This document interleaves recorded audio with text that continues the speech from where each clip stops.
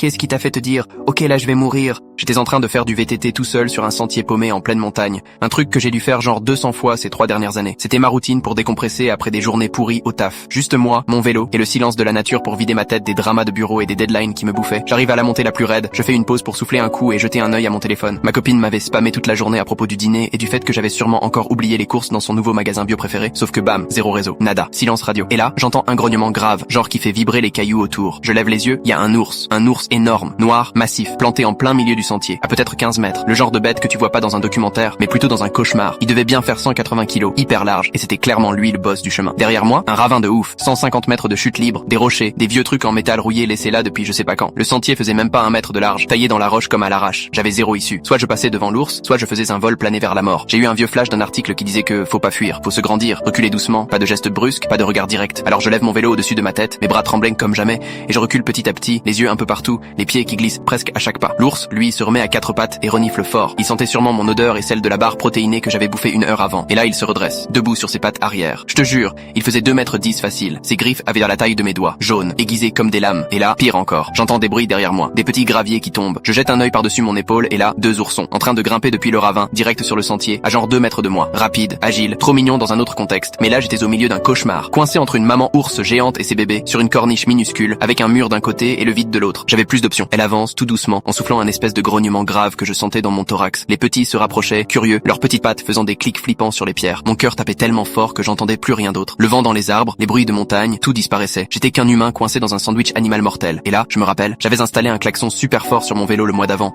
pour alerter les randonneurs dans les virages. Un truc qui réveillerait les morts, même en pleine nuit. Je l'attrape d'une main, mon vélo toujours levé, et je me mets à klaxonner à fond tout en hurlant comme un taré. Les oursons ont flippé sec. Ils ont dérapé direct, sont repartis en glissant comme des peluches paniquées. La maman a bugué 2 secondes. Genre, elle comprenait pas ce que j'étais. Et là, elle charge.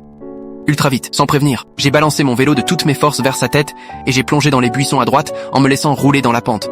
Je me suis fracassé contre des branches, dévalé au moins 6 mètres, les fringues en lambeaux, la peau en feu.